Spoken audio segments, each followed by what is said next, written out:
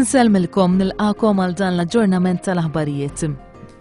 Il-Kummissjoni Ewropea tikkonferma li l-għadd ta' persuni f'riskju ta' faqar f'pajjiżna jammonta għal 82,000 persuna u mhux 61,000 persuna kif kwotat mill-Uffiċċju Nazzjonali tal-Istatistika. Malta kommettit ruħha mal-Kummissjoni Ewropea li sa sena 2020 toħroġ mill-faqar 6,560 persuna. Fil-laqgħa tal-Eżekuttiv Nazzjonalista ostingat għall sħabu membri parlamentari li lest jirreżenja jekk ma jivvutawx favur tiegħu. Waqt il-laqgħa tal-Eżekuttiv Nazzjonalista li reġgħet tlaqqet b'urġenza 2 filgħaxija, Franco De Bono insista li nhar l-4 ta' Novembru se jastjeni mill-vot dwar il-mozzjoni li qed titlob għar-riżenja tal-Ministru tat-Trasport Ostingat. Il-General Workers Union ħabbret il-proposti tagħha l-budget li ser jiġi ppreżentat fl-14 ta' Novembru.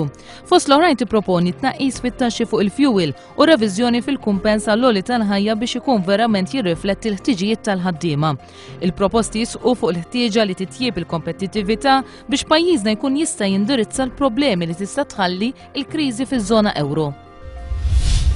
Komplew l-investigazzjonijiet tal-Pulizija dwar il-każ tal-ġeru li nstab imsallab ma' bib ta' residenza fil-Musta.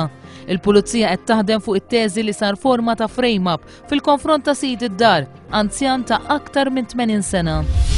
Fl-ewwel ġimgħat mill-introduzzjoni tad-divorzju kien hemm 70 koppja li applikaw għad-divorzju fil-qorti tal-familja. Is-sit elettroniku maltastar.com qed jirrapporta li minn dawn 50 koppja mistennija jieħdu d-divorzju bla dewmien, hekk kif jilħqu l-kriterji stabiliti bil-liġi li ilhom separati legalment aktar minn 4 snin fl-aħħar 5 snin.